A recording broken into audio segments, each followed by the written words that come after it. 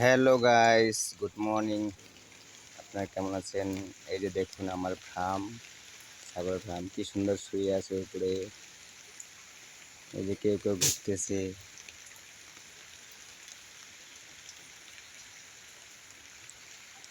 আজকে প্রচুর বৃষ্টি আমাদের দিকে, তার জন্য ঘরেই আছে।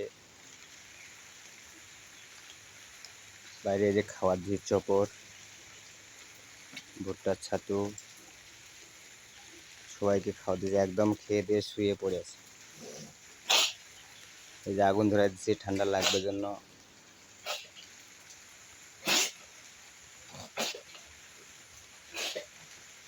এইটা আমাদের বিছানা, আমরা এখানে শুই।